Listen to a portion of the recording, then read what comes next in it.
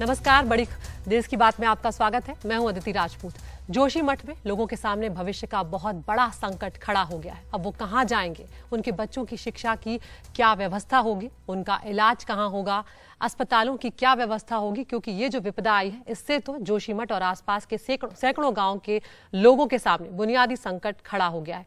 उन्हें पूरी जिंदगी अब शुरू से शुरू करनी होगी और इसीलिए यहाँ पर अब लोग जो है वो मुआवजे की मांग कर रहे हैं। आज भी स्थानीय लोग धरने पर बैठे हैं और पहले मुआवजे की मांग करते नजर आए। स्थानीय लोगों का ये भी कहना है कि प्रशासन ने उन्हें पहले नोटिस नहीं दिया। इधर चमोली जिला प्रशासन और प्रभावित लोगों के बीच मुआवजे और विस्थापन को लेकर बैठक भी हुई।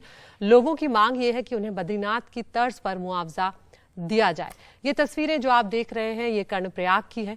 इसके बाद हम आपको दिखाने जा रहे हैं कि कर्णप्रयाग की जो तस्वीरें हैं वो भी सामने आई कि किस तरह से जो आसपास का इलाका है वो भी अब प्रभावित होने लगा। ये ड्रोन से ली गई तस्वीरें हैं कर्णप्रयाग की, जहां जोशीमठ की तरह डर का माहौल है। यहाँ पर भी दरारें आने शुरू हो चुकी हैं और वहाँ के कुछ घर जो हैं वो अभी से प्रभावित नजर आ रहे हैं और यही बात जो है अब आसपास के कई इलाके हैं जहां पर लोगों को परेशान कर रही है। ये जो तस्वीरें आप देख रहे हैं ये कर्णप्रयाग की है।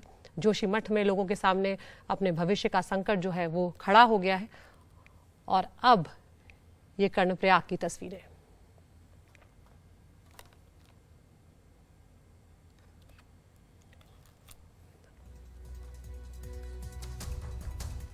तो जोशीमठ में जेपी पावर प्लांट के आवासीय परिसर में दीवारें जो हैं वो गिरने लगी है। यहाँ एक बैडमिंटन कोर्ट है जिसकी 2 दीवारें गिर चुकी हैं और आपको ये भी बता दें कि इस बैडमिंटन कोर्ट में यही जो महीना है जनवरी का, इसके पहले दूसरे दिन तक बैडमिंटन खेला भी जा रहा था, लेकिन धीरे धीरे दीवार जो है वो तेजी से यहाँ पर उसमें दरारें आना शुरू हुई और उसके बाद बैडमिंटन कोर्ट की जमीन जो है अब कई फुट तक धंस गई है। दरवाजा गिर गया है। हमारे सहयोगी सौरभ शुक्ला वहां पर पहुंचे। उनकी जेपी के जो बैडमिंटन कोर्ट से ये एक्सक्लूसिव रिपोर्ट है, सबसे पहले वो आपको दिखाते हैं। हम इस वक्त एनडीटीवी के दर्शकों को कुछ ऐसी एक्सक्लूसिव तस्वीरें दिखाने जा रहे हैं जो आपके रोंगटे खड़े कर देंगे।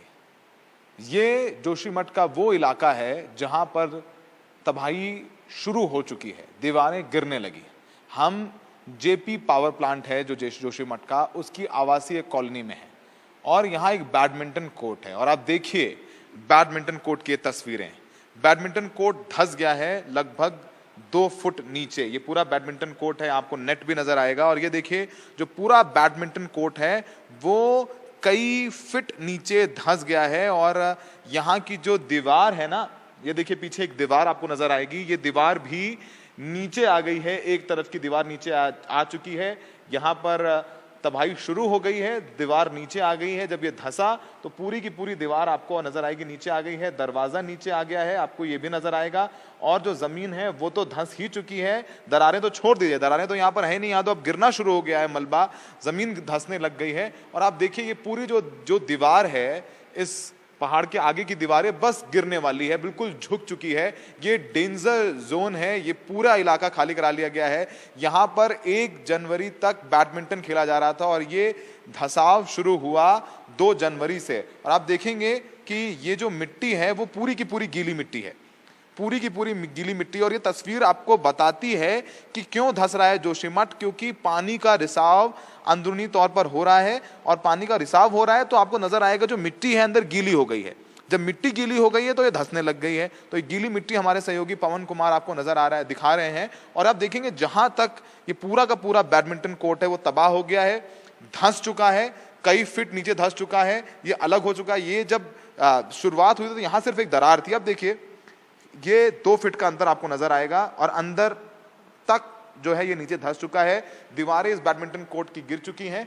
ये जेपी का जो पावर प्लांट है उसकी आवासीय कॉलोनी है और यहाँ हम लोग सबसे पहले एनडीटीवी की टीम यहाँ पहुंची है तबाही दिखाने के लिए। जोशीमठ में तो अभी तक हम लोगों ने उन घरों में दरारें देखी हैं लेकिन दीवारें गिरती हुई नहीं देखी हैं और दीवारें गिरती हुई नहीं देखी और दीवारें गिर चुकी हैं वो हम आपको दिखा रहे हैं कि दीवारें गिरने लग गई हैं और कुछ दिन में ये सब कुछ जोशीमठ में भी शुरू हो जाएगा जिन घरों में दरारें हैं। और ये देखिए यहाँ पर नेट लगा हुआ है, बाकायदा दीवार गिरी हुई है, दरवाजा गिरा हुआ है और पूरी की पूरी जो मिट्टी है वो पूरी की पूरी मिट्टी गीली है। यही सबसे बड़ी वजह है और पानी का रिसाव लगातार जेपी के नीचे जो जेपी की आवासीय कॉलोनी है वहां से हो रहा है, जो कि काफी चिंताजनक है। और किस तरीके से आगे जोशीमठ का हाल होगा उसकी बस एक पिक्चर भर है, ये तस्वीर भर है, क्योंकि यहाँ पर दीवारें गिरने लग गई हैं, पूरा का पूरी दीवार एक ढह गई है।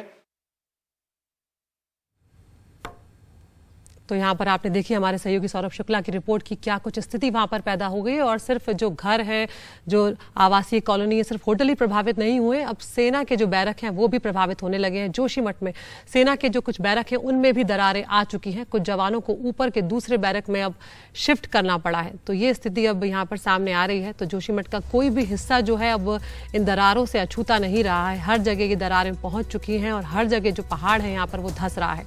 दरार उन बैरकों में जो नदी के करीब हैं, तो सबसे ज्यादा जो प्रभावित बैरक वो वाले हैं जो नदी के करीब बने हुए हैं और उसके चलते जो जवान हैं उन्हें दूसरे बैरकों में शिफ्ट भी किया जा रहा है। तो सेना के कुछ बैरक जो हैं वो भी यहाँ पर प्रभावित हुए हैं। ब्रिगेड मुख्यालय पूरी तरह से अभी सुरक्षित फिलहाल बताया गया है, लेकिन चिंता का विषय यहाँ पर लगातार बना हुआ है। निचले इलाकों पर ज्यादा असर देखने को मिल रहा है कि किस तरह से दिक्कतें यहाँ पर आ रही हैं। हेडक्वार्टर्स जो हैं वो पहाड़ी पर यहाँ पर है। ऐसे में सेना के लिए एक नई चुनौती यहाँ पर पैदा होती हुई नजर आ रही है।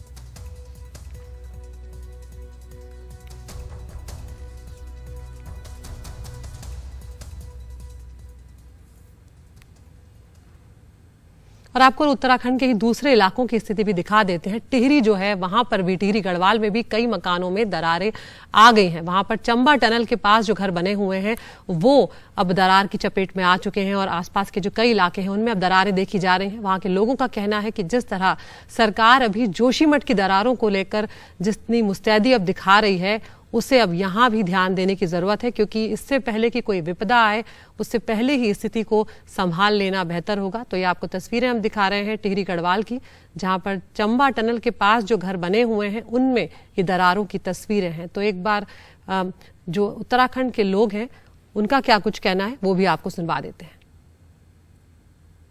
पूरा यहाँ से लेके और मेन मार्केट तक सारे मकानों में दरारें आ रखी हैं, रोडें धंस रही है। यहाँ पे जो ऑल वेदर की रोड बनी हुई है ये भी पूरी तरीके से धंस रही है और कई बार यहाँ पे जो है रोड रिपेयरिंग हो चुकी है और फिर भी जो है बरसात में, अभी तो बरसात का सीजन भी नहीं है, फिर भी ये दरारें आ रही है। जब से टनल का काम शुरू हुआ इस पे, तब से ये दरारें पड़नी शुरू हुई हैं और इस पे सर्वे भी हो चुका है कई बार, लेकिन कोई ठोस रिजल्ट नहीं निकला है। प्रशासन से ये कहना चाहेंगे कि जोशीमठ की तरह यहाँ भी संज्ञान लिया जाए। आखिर ये सुरंग की वजह से हो रहा है या कुछ और गतिविधियाँ हैं, कृपया इस पे संज्ञान लिया जाए। हमारा मकान तो पूर्ण जब सुरंग शुरू हुई थी 3-4 मीटर भी नहीं हुई थी, तब से ये मकान धंस रहा है। प्रशासन ने मुझसे आश्वासन दिया था कि जैसे आपके मकान के आगे हम जाएंगे तो तुम्हारे मकान का ये पूर्ण वो करेंगे, मरम्मत करेंगे, बनाएंगे। अभी तक बनाया नहीं।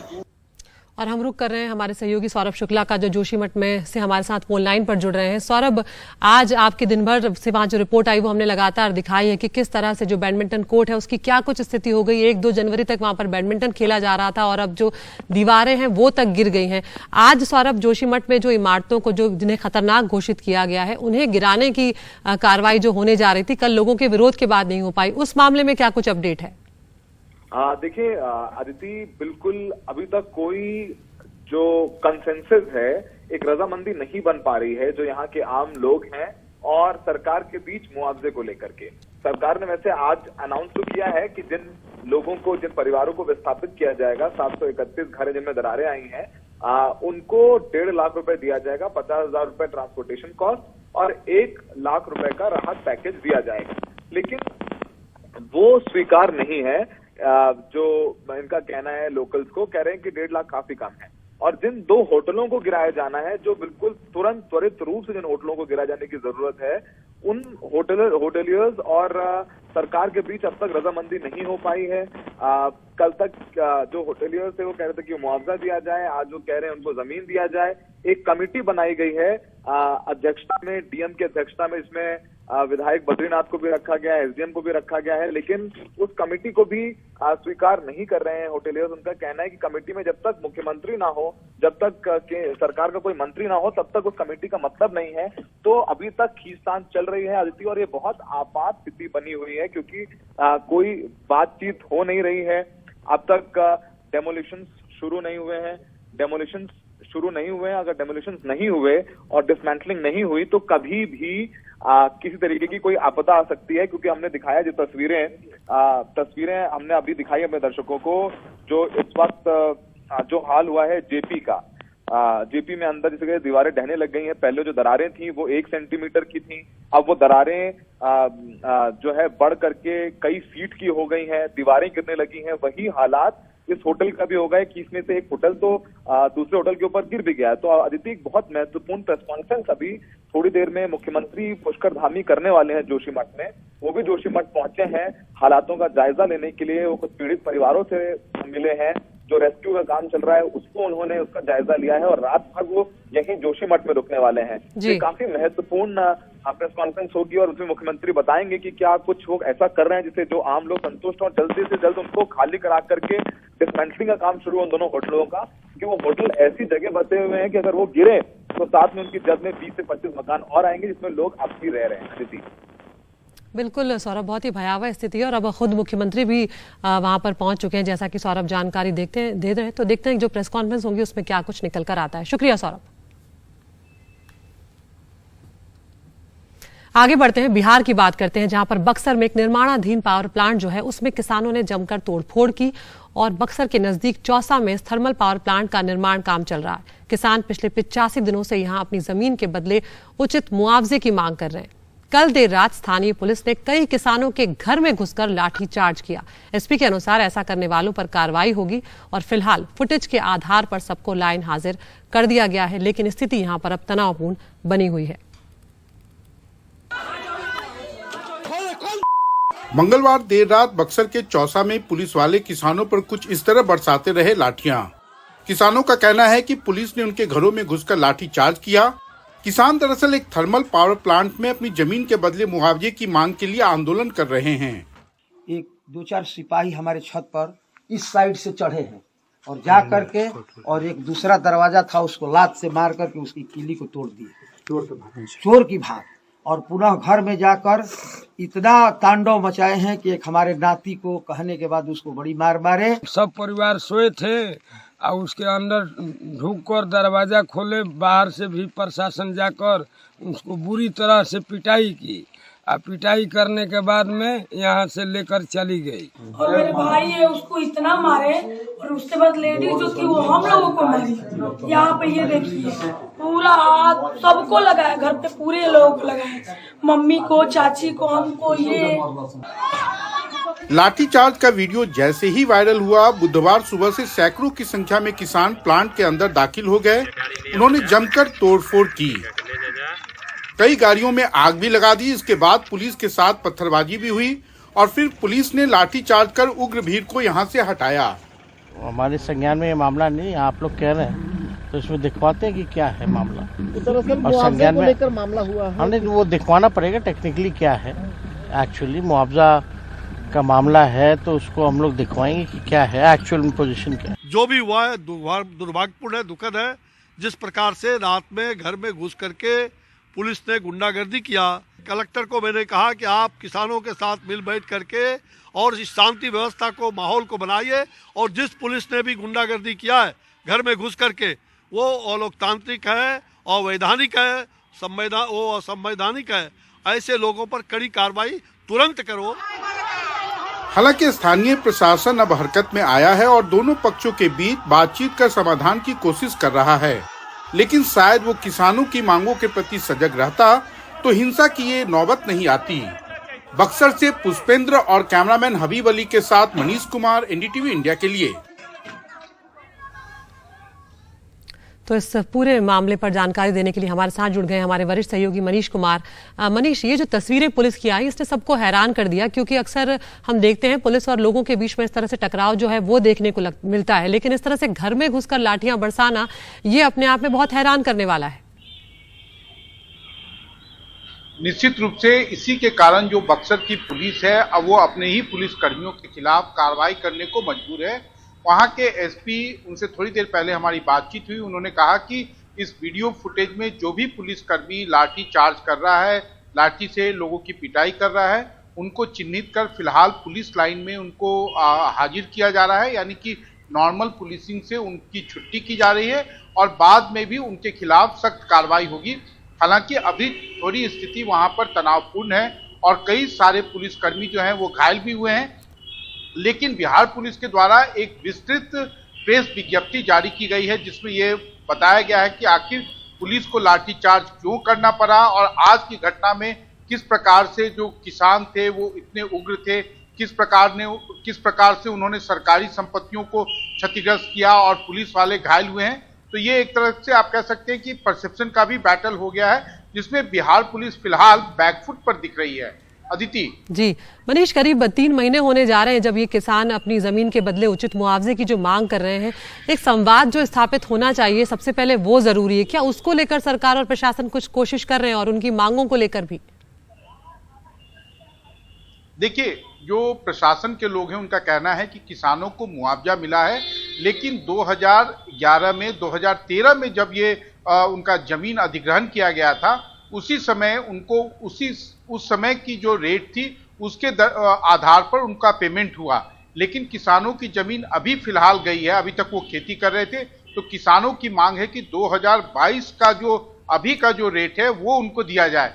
लेकिन जो कंपनी के लोग हैं उनका कहना है कि अगर वो आज की रेट में देंगे, फिर से पैसा अगर उनको रिवाइज रेट पे देने के लिए मजबूर किया जाएगा, वैसे में ये प्रोजेक्ट अनवायबल होगा। उनके पास में कोई और दूसरा विकल्प नहीं होगा कि इस प्रोजेक्ट को इसी तरीके से अबेंडन करके वो यहाँ से चले जाए, जिससे सारे पक्षों को, किसी को नफा नहीं होगा, सबको नुकसान उठाना पड़ेगा। इसलिए सभी को प्रैक्टिकल होके सोचना होगा। लेकिन हाँ, प्रशासन की तरफ से अब सभी पक्षों के साथ बातचीत का दौर जारी है। अदिति जी, बहुत बहुत शुक्रिया मनीष इस तमाम जानकारी के लिए।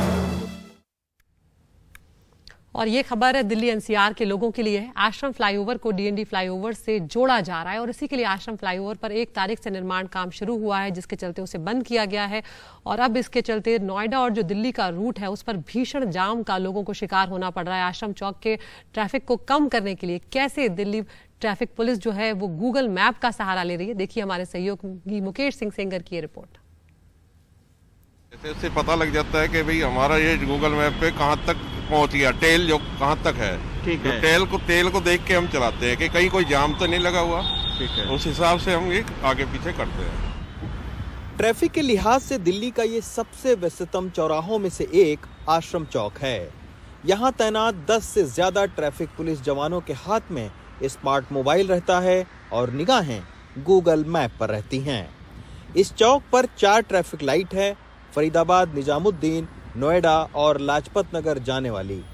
यहाँ पर यह ट्रैफिक लाइट की टाइमर मशीन लगी है, लेकिन आजकल इसे गूगल मैप के जरिए जैम देखकर हाथ से रेड और ग्रीन लाइटें की जा रही हैं।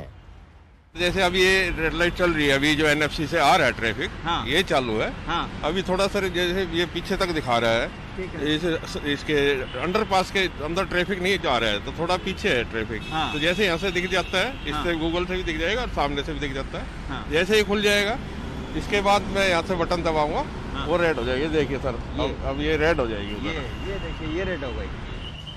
यही नहीं, आश्रम चौक के आसपास की ट्रैफिक लाइटों पर भी ट्रैफिक पुलिस के अधिकारी गूगल मैप के जरिए निगाहें रखते हैं।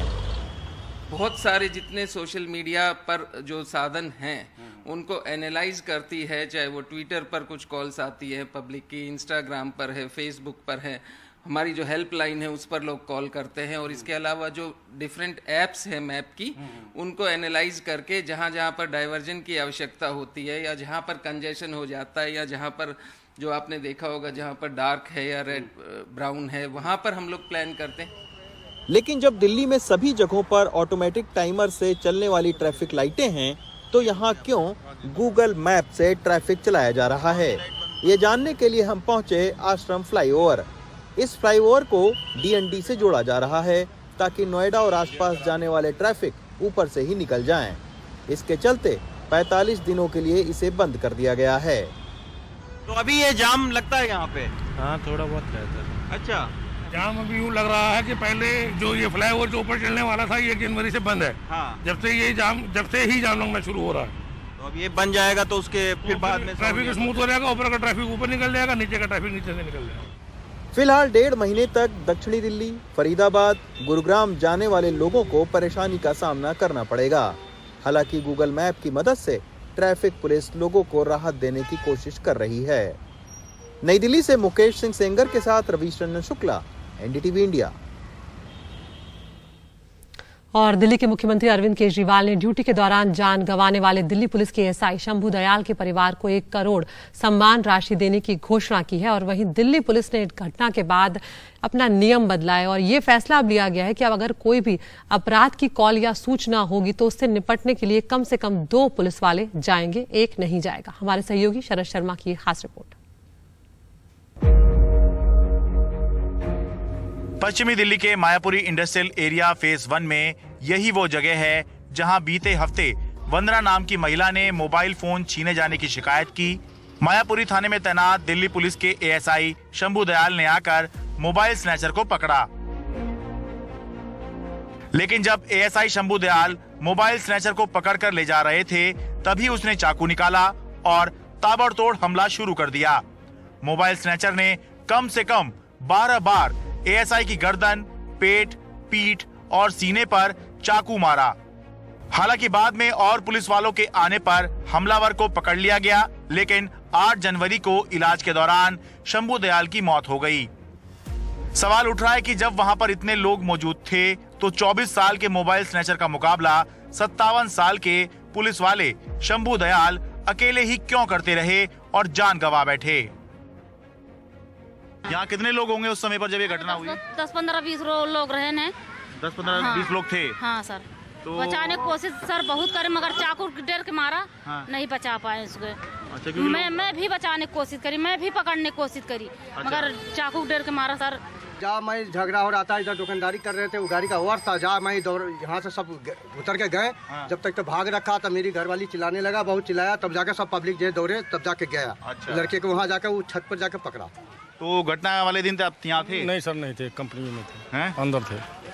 अंदर थे, बाहर नहीं थे? बाहर नहीं थे सर। अब दिल्ली पुलिस ने फैसला किया है कि किसी भी अपराध की सूचना मिलने पर उससे निपटने के लिए कम से कम 2 पुलिस वाले जाएंगे ताकि अपराधी पुलिस पर भारी ना पड़े।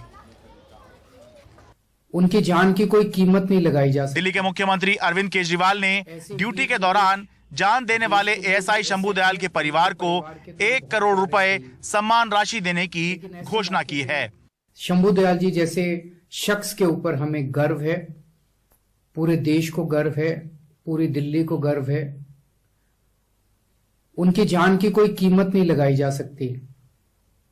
ऐसे वीर पुरुष देश के लिए भी एसेट हैं और उनके परिवार के तो वो बहुत प्यारे थे ही, लेकिन ऐसे मौके पे उनको सम्मान देने के लिए दिल्ली सरकार उनके परिवार को 1 करोड़ रुपए की सम्मान राशि देगी। दिल्ली पुलिस के एएसआई शंभू दयाल के संघर्ष और उनकी बहादुरी का सम्मान करते हुए ये बताना आखिरी में ज़रूरी है कि कुछ लोगों ने आदतन इस मामले को भी हिंदू मुसलमान रंग देने की कोशिश की, लेकिन इस मामले का कोई हिंदू मुस्लिम एंगल नहीं है। दिल्ली से अपने कैमरा सहयोगी कारण पात्रा के साथ मैं शरद शर्मा, एनडीटीवी इंडिया। मुंबई को नवी मुंबई से जोड़ने के लिए देश का सबसे बड़ा सी ब्रिज यानी कि समुद्री पुल जो है वो बनाया जा रहा है, जिसका नाम है Mumbai trans harbour link project. ये 22 किलोमीटर का है जो मुंबई और नवी मुंबई को जोड़ेगा। महाराष्ट्र के मुख्यमंत्री एकनाथ शिंदे ने MTHL योजना पर कहा कि घंटों का सफर मिनटों में पूरा हो जाएगा। एनडीटीवी से खास बातचीत उन्होंने की है। सोहित मिश्रा से ये बातचीत आपको दिखाते हैं। हाल हम अरब सागर में मौजूद हैं और आप जो मेरे पीछे देख रहे हैं वो देश की सबसे बड़ी सी ब्रिज बनाई जा रही है। लगभग 22 किलोमीटर बड़ी ये ब्रिज बनाई जा रही है जिसका नाम है Mumbai trans harbour link road. MTHL ये एक प्रोजेक्ट है और वो इसी साल के अंत तक इसके पूरा करने की बात की जा रही है। इसके बारे में और बातचीत करने के लिए हमारे साथ महाराष्ट्र के मुख्यमंत्री एकनाथ शिंदे एक्सक्लूसिवली मौजूद हैं। सब बहुत बहुत शुक्रिया NDTV से बात करने के लिए। ये आपका एक पेट प्रोजेक्ट रहा है, क्या कुछ इसकी जानकारी आप दे सकते हैं? कितना काम हुआ है और क्या इसकी खासियत है? ये 22 किलोमीटर का सिंगल लॉन्गेस्ट सी ब्रिज है और ये मुंबई को नवी मुंबई, ठाणे, रायगढ़ को जोड़ने वाला ये बहुत ही महत्वाकांक्षी प्रोजेक्ट है। ये इसको हम लोग कोस्टल हाईवे को भी जोड़ रहे हैं, शिवड़ी, नावाशवा, वरली। इससे नरीमन पॉइंट से निकला हुआ जो हमारा नागरिक है वो डायरेक्ट मुंबई, ठाणे, नवी मुंबई, रायगढ़ यहाँ पहुँचेगा इस 22 किलोमीटर की जो सिंगल लॉन्गेस्ट ब्रिज है इससे। और इसमें ये हम लोग मुंबई पुणे एक्सप्रेस हाईवे को कनेक्ट कर रहे हैं, ये मुंबई गोवा हाईवे को कनेक्ट कर रहे हैं। ये जो 2, ढाई, 3 घंटे लगने वाले जो ट्रैवल टाइम है, ट्रैवल टाइम कम हो जाएगा और सिर्फ 12 से 15 मिनट में ये जो दूरी जो है वो पार करेंगे लोग, और इससे बहुत ही लोगों को फ़ायदा हो जाएगा। सबकी सेविंग है, समय की बचत है, फ्यूल की बचत है। कब तक ये प्रोजेक्ट पूरा होगा, कितना प्रतिशत पूरा हो चुका और लोगों को कब तक यहाँ पर से जाने मिलेगा? एडवांस टेक्नोलॉजी इस्तेमाल किया है इसमें। ऑर्थोट्रॉपिक स्टील डेक का इस्तेमाल है, जो आज यहाँ पर 180 मीटर का देश में सबसे लॉन्गेस्ट ये गर्डर है, इसका लॉन्चिंग हो रहा है। और ये इसका इम्पैक्ट भी है, मुंबई में इम्पैक्ट होगा। मुंबई में जो लेबर है, जो फिनिश गुड है, जो रॉ मटेरियल है, वो फास्ट तेज़ी से पहुँचेगा। और वहाँ पर ग्रोथ सेंटर है, जो यहाँ लैंड होगा चिरले रायगढ़ में, ग्रोथ सेंटर होगा, लॉजिस्टिक पार्क होगा, वहाँ पर टाउनशिप होगी। ये इकोनॉमी को बूस्ट देने वाला ये प्रोजेक्ट है, और ये इस नवंबर 23 तक पूरा करने का हमारी कोशिश। बहुत बहुत शुक्रिया। तो हमारे पीछे आप देख रहे हैं, महाराष्ट्र के मुख्यमंत्री खुद बता रहे हैं, ये जो आप पीछे देख रहे हैं, जो घंटों का सफ़र है, मिनटों में पूरा किया जाएगा, जिस तरह से मुख्यमंत्री ने खुद कहा है। और ये जो Mumbai trans harbour link road है, इसकी शुरुआत 2018 में की गई थी और इसी साल नवंबर 2023 तक इसे पूरा करने की बात की जा रही है। अरब सागर से कैमरा पर्सन राजेंद्र दयालकर के साथ सोहित मिश्रा, एनडीटीवी इंडिया। और महाराष्ट्र के बाद आपको लिए चलते हैं राजस्थान में, जहां कोरोना के बाद पहली बार इस साल संक्रांति पर जयपुर में इतना जोश नजर आ रहा है। लोग त्योहार को लेकर जोश में हैं तो कारोबारी अपने कारोबार को लेकर। पतंगों के बाजार 2 सालों के बाद इतने रंग बिरंगे नजर आ रहे हैं। हर्षा कुमारी सिंह की ये रिपोर्ट।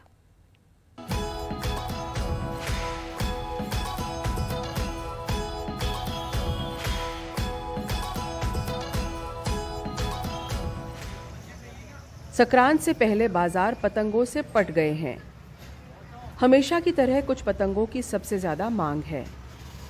राजनीतिक हस्तियों में प्रधानमंत्री नरेंद्र मोदी का बोलबाला है, तो सिद्धू मूसेवाला की याद में भी पतंगे बाजार में दिख रही हैं। इस साल की हिट फिल्मों को लेकर भी पतंग मौजूद हैं। ट्रेंड के अंदर जैसे सिद्धू मूसेवाला की पतंग हो गई, प्रिंट की, और नरेंद्र मोदी जी की पतंग हो गई, अशोक गहलोत की पतंग हो गई, और अभी जो भारत जोड़ो यात्रा चल रही है उसकी प्रिंट, राहुल गांधी की प्रिंट की पतंग हो रही है। बच्चों की पसंद हमेशा की तरह कार्टून की पतंगों को लेकर है। इस बार संक्रांत शनिवार और रविवार को है, इसलिए बाजार में उम्मीद है कि इस बार त्योहार कुछ ज्यादा ही धूमधाम वाला रहेगा। कार्टून में बच्चे फेमस हो रहे हैं, कार्टून की पतंगे चाहिए। दूसरी बात, बच्चों में बड़ा क्रेज हो रहा है कि बड़ी पतंगे उड़ाएंगे हम इस बार, क्योंकि ऐसा लग रहा है कि 3 साल के अंदर वो लोग बाग अपना भड़ास जो है बड़ी पतंगों के साथ निकालेंगे इस बार मकर संक्रांति पर, क्योंकि हमें बड़ी उड़ानी है। 3 साल से वो अच्छे तरीके से नहीं उड़ा पाए। कोविड के बाद बहुत अच्छी पतंगबाजी होगी इस बार, क्योंकि 15 तारीख का संडे को और ज़्यादा पतंगबाजी होगी, संक्रांत की तरह ही उड़ेगी उस दिन। पिछले साल तो मतलब बिल्कुल बंद ही था, और इस टाइम जो है थोड़ा बहुत उम्मीद है उठ सकता है, जो अब देखते बैठे हैं आस में। तो ग्राहक भी दिख रहे हैं, छुट्टियां भी पड़ रही हैं और कोरोना से मुक्त माहौल भी है। बस हवा ने साथ दिया तो इस बार जयपुर का आसमान इतना सतरंगा हो जाएगा कि लोग याद रखेंगे। जयपुर से हर्षा कुमारी सिंह, एनडीटीवी इंडिया।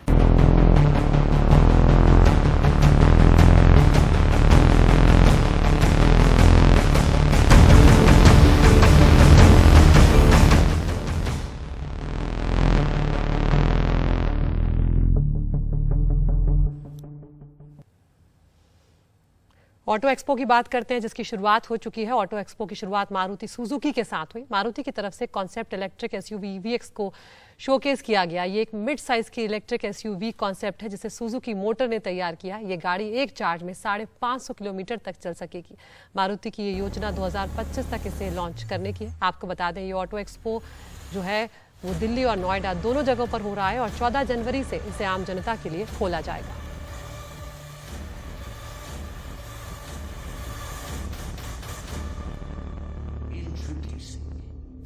इस बार